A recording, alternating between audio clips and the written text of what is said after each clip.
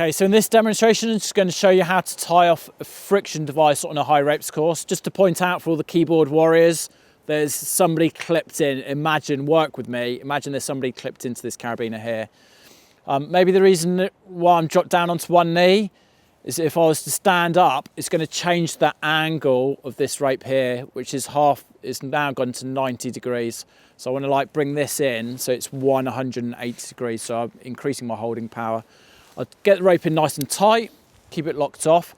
And then I'm going to use my thumb to try and keep the tension on this rope here and push it through this gap while still keeping that tension on, just like this.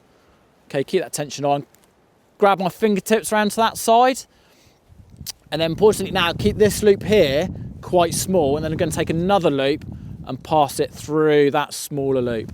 As you pull it through tight, just try and keep your fingers and thumbs out the way.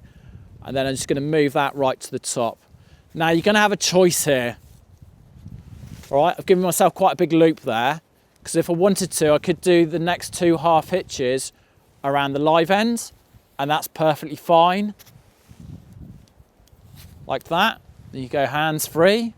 Or if you didn't want to tie it around the live end, you could carry on tying it around the back bar of the carabiner, and that's totally fine as well. So you do have a fair few choices. There you go, there's one there. I'll just do one more. Pop it back through there. And then you can go hands free as well. If you're really concerned, again, you can use a carabiner to clip that loop in somewhere as well. Unfortunately, when you come to undo it, you can be fairly chilled out in the first 2 slippery half hitches. So that one, and then this one here. Okay, look at the science of the knot. This rope here is sliding a bit, so I'm going to bring my other hand really tight into there. Reduce the size of this loop. Watch out for any twists.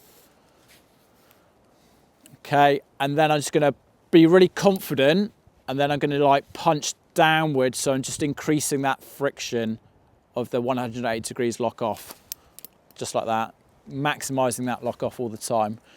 The other way is a bit of a cheat way. It depends on what you want to do. So maybe if you just learned how to belay, you've always told about keeping one hand on that end of the rope, one full fist all the time. You can do something called the claw. I'm just going to use my palm to then force the load into that. And in actual fact, if I really force it in, I can quite easily do exactly the same again, just by using my palm and forcing it into the V grooves. And then same again, if I wanted to then do a couple more slippery hitches, I could do that. The reverse of that is exactly the same.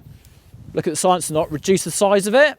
Just, okay, bring one hand onto that, push that really in tightly, and then just pop it up, and there's 0 slippage whatsoever. So it depends on starting to think about, wow, who's most appropriate?